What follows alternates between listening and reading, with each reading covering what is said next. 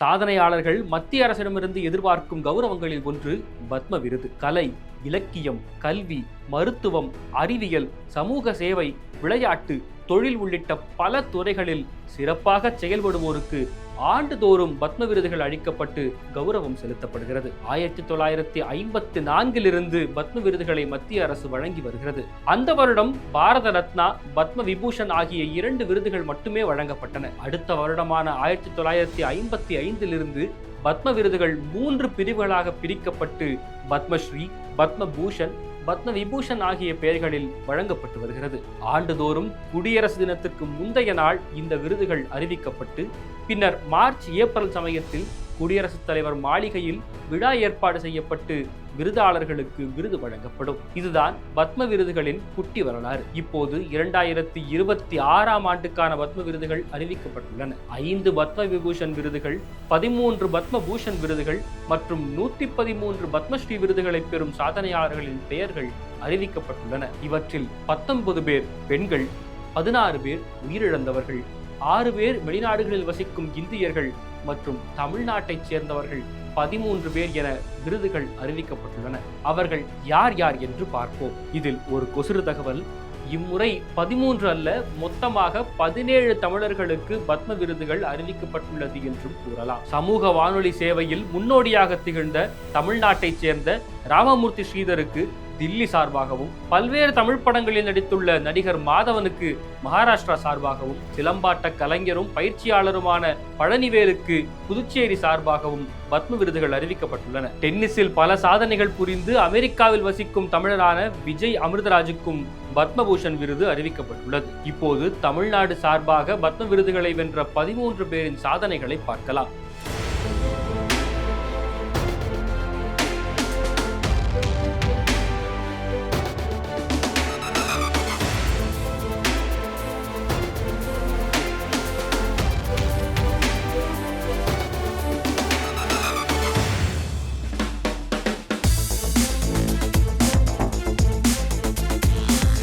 இந்த வருடம் பத்மபூஷன் விருதுகள் வழங்கப்பட்டுள்ள 13 பேரில் 2 தமிழ்நாட்டைச் சேர்ந்தவர்கள். மருத்துவர் KR பழனிசாமி மற்றும் SKM மயிலானந்தன்.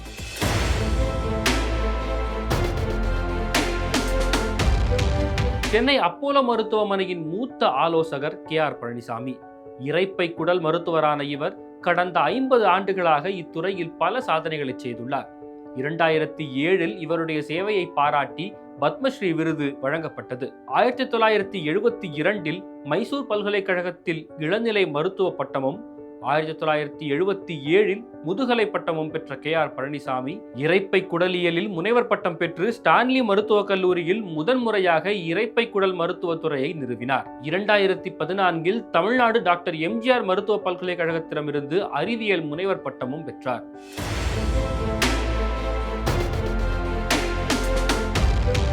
SKM குழுமத்தின் நிறுவனரும் தொழிலதிபருமான மயிலானந்தன் 1945 ஈரோட்டில் ஒரு ஏழை விவசாய குடும்பத்தில் பிறந்தவர். கோழிப்பண்ணை உரிமையாளராக தனது வாழ்வை தொடங்கிய மயிலானந்தன் 1983 கோழிப்பண்ணை விவசாயிகள் நலச்சங்கத்தை தொடங்கினார். தமிழ்நாடு அரசின் மதிய உணவு திட்டத்தில் முட்டைகளை சேர்ப்பதில் முக்கிய பங்கு வகித்தவர் இவர். தமிழ்நாட்டில் 2 தலித் கிராமங்களை தத்தெடுத்து அந்த கிராம மக்களுக்கு தேவையான அனைத்து அடிப்படை வசதிகளையும் வழங்கி வருகிறார். கொரோனா பெருந்தொற்று காலத்தில் தமிழ்நாடு அரசுக்கு 2 கோடி ரூபாய் நன்கொடை அளித்தவர் மயிலானந்தன். 2013 இவருடைய சேவையை பாராட்டி மத்திய அரசு இவருக்கு பத்மஸ்ரீ விருது வழங்கியது.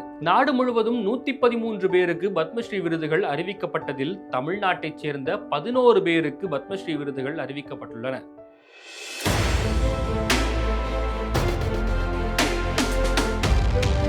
கர்நாடக இசை கலைஞர்களான ரஞ்சனி காயத்ரி மும்பையில் வசித்து வந்த தமிழ் குடும்பத்தில் பிறந்தவர்கள்.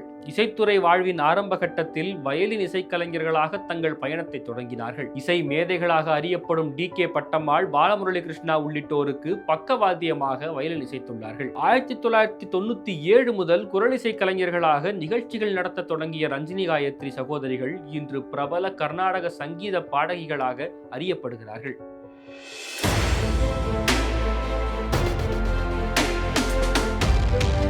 தமிழ்நாட்டு மருத்துவரும் அரசியல்வாதியுமான 98 வயது HV ஹண்டே ஆங்கிலேயர் ஆட்சி காலத்திலிருந்தே சென்னையில் மருத்துவராக சேவையாற்றி வருகிறார். மறுபுறம் அரசியலில் ஈடுபட்ட இவர் 1967, 71 ஆகிய ஆண்டுகளில் சட்டமன்ற உறுப்பினராக தேர்ந்தெடுக்கப்பட்டவர். அதன் பின் அதிமுகவில் இணைந்து அக்கட்சியின் முதல் துணை பொதுச் செயலாளராக நியமிக்கப்பட்டவர். 1980 முன்னாள் முதலமைச்சர் கருணாநிதியை எதிர்த்து போட்டியிட்டு 699 வாக்கு வித்தியாசத்தில் தோற்றார். எம்ஜிஆர் ஆட்சி காலத்தில் இருமுறை சுகாதாரத்துறை அமைச்சராக பணியாற்றியுள்ளார். பின்னர் 1999 பாஜகவில் இணைந்த அவர் 2006 சட்டமன்ற தேர்தலில் அண்ணா நகர் தொகுதியில் போட்டியிட்டார். மருத்துவம், அரசியல் சார்ந்து தொடர்ந்து இயங்கி வருகிறார் HV ஹண்டே.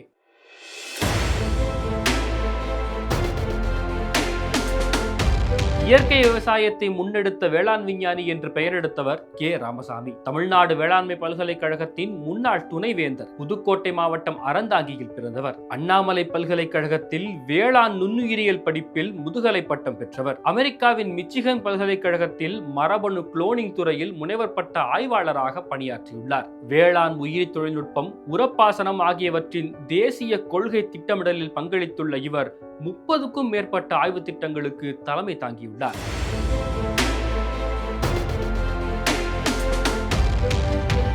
முன்னாள் IPS அதிகாரியான விஜயகுமாரை அனைத்து தமிழர்களும் அறிவார்கள். திருச்சி, தர்மபுரி, சேலம், திண்டுக்கல், வேலூர் உள்ளிட்ட மாவட்டங்களில் காவல்துறை உயர் அதிகாரியாக பல்வேறு பொறுப்புகளில் பணியாற்றியுள்ளார். 1998 முதல் 2000 வரை எல்லை பாதுகாப்பு படையின் தலைவராக பணியாற்றினார். அதன் பின் சென்னையின் காவல்துறை ஆணையராக நியமிக்கப்பட்டார். 2004 சத்தியமங்கலம் காடுகளில் பதுங்கியிருந்த வீரப்பனை சுட்டுக் கொன்றார். அதைத் தொடர்ந்து பல்வேறு உயர் பொறுப்புகளை வகித்த அவர் உள்துறை அமைச்சகத்தின் மூத்த பாதுகாப்பு ஆலோசகராக பணியாற்றி ஓய்வு பெற்றவர்.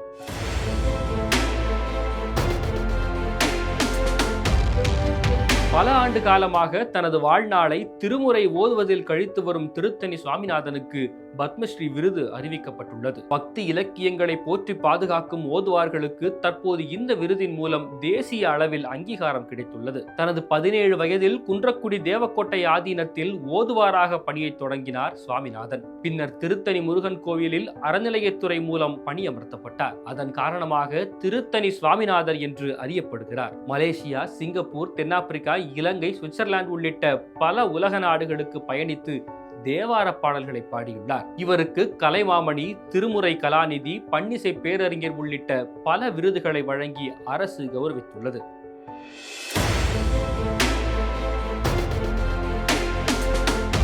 கால்நடை மருத்துவத்துறையில் முன்னோடியாக அறியப்படுபவர் மருத்துவர் புண்ணியமூர்த்தி நடேசன். தஞ்சாவூரைச் சேர்ந்தவரான இவர் தமிழ்நாடு கால்நடை மருத்துவ அறிவியல் பல்கலைக்கழகத்தின் மரபுசார் மருத்துவ பயிற்சி மற்றும் ஆராய்ச்சி மையத்தின் தலைவராக பணியாற்றி ஓய்வு பெற்றவர். மரபு வழி கால்நடை மருத்துவம் குறித்து பல ஆராய்ச்சிகளை மேற்கொண்டுள்ளார். மாடுகளுக்கு ஏற்படும் கால்புண், கோமாரி உள்ளிட்ட நோய்களுக்கு இயற்கை வழி மருத்துவம் மூலம் சிகிச்சை அளித்துள்ளார்.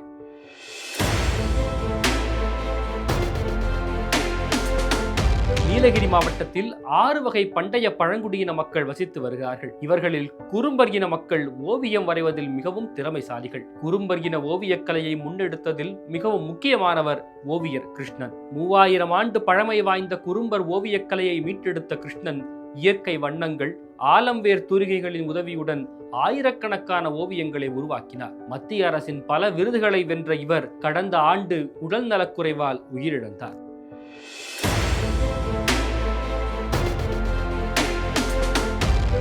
சேலம் கள்ளக்குறிச்சியைச் சேர்ந்த சிற்பக்கலைஞர் ராஜஸ்தபதி காளியப்ப கவுண்டர் கடந்த 50 ஆண்டுகளுக்கும் மேலாக கோயில்களுக்கான பாரம்பரிய சிலைகளை அமைப்பதில் ஈடுபட்டு வருகிறார். காளியப்ப கவுண்டர் இதுவரை 4000 விக்கிரகங்களை செய்துள்ளார். சாதாரண விவசாய குடும்பத்தில் பிறந்த இவர் இன்று மத்திய மாநில அரசின் பல விருதுகளை பெற்றுள்ளார். இவர் உருவாக்கிய சிலைகள் மத்திய மாநில அரசுகள் நடத்தும் கண்காட்சிகளில் இடம்பெற்றுள்ளன. கடந்த 15 ஆண்டுகளாக இந்த விருதை எதிர்பார்த்து வருகிறேன். இந்த விருது சிற்பக்கலைக்கான அங்கீகாரமாகவும் இறைவன் அளித்த பரிசாகவும் எண்ணிக்கொள்கிறேன்.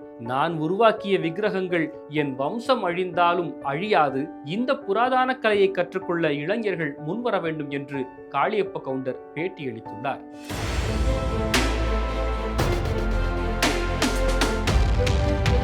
எழுத்தாளர் சிவசங்கரியை அறியாத தமிழ் வாசகர்களே இருக்க முடியாது. 50 ஆண்டு காலமாக தமிழ் படைப்புலகில் இயங்கி வருபவர். சமீபத்தில் இந்தியாவில் இலக்கியத்துக்கான மிக உயரிய விருதான சரஸ்வதி சம்மான் விருதை வென்றவர். சென்னையைச் சேர்ந்த எழுத்தாளர் சிவசங்கரி தனது முதல் சிறுகதையை கல்கி இதழில் எழுதினார். இவர் எழுதிய ஒரு சிங்கம் முயலாகிறது, 47 நாட்கள் உள்ளிட்ட பல நாவல்கள் திரைப்படங்களாகவும் தொலைக்காட்சி தொடர்களாகவும் வந்துள்ளன.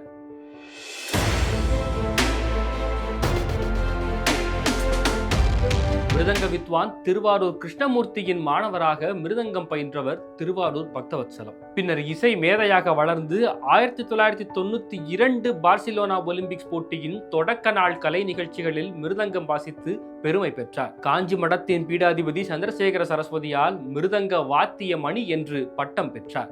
தில்லி நாடக அகாடமி கலைமாமணி விருதுகளையும் பெற்றுள்ளார். சென்னை, கோவை, கனடா உள்ளிட்ட இடங்களில் செயல்பட்டு வரும் லய மதுரா இசைப்பள்ளி மூலம் மாணவர்களுக்கு மிருதங்கம் உள்ளிட்ட இசைக்கருவிகளை கற்றுக் கொடுத்து வருகிறார்.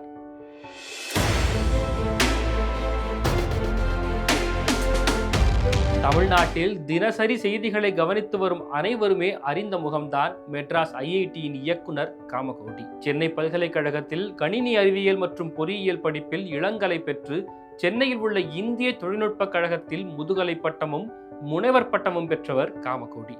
அதே ஐஐடியில் அறிவியல் மற்றும் பொறியியல் துறையின் விரிவுரையாளராக பணியாற்றினார். அந்த துறையில் மேலும் முன்னேற்றம் அடைந்து கடந்த 2022 முதல் தற்போது வரை சென்னை ஐஐடியின் இயக்குநராக பணியாற்றி வருகிறார். கணினி கட்டுமானம், தகவல் பாதுகாப்பு ஆகிய துறைகளில் நிபுணத்துவம் பெற்றவர். சர்வதேச ஆராய்ச்சி மையங்களில் 150க்கும் மேற்பட்ட ஆய்வு கட்டுரைகளை சமர்ப்பித்துள்ளார். இந்த ஆண்டு பத்ம விருது பெற்ற அனைவருக்கும் நமது வாழ்த்துக்களை தெரிவித்துக் கொள்வோம். வரும் ஆண்டுகளில் தமிழர்களுடைய சாதனைகளுக்கு மேலும் அங்கீகாரம் கிடைத்து அவர்களுடைய திறமைகள் உலகம் அறிவதற்கான சந்தர்ப்பங்களை மேலும் உருவாக்கட்டும்.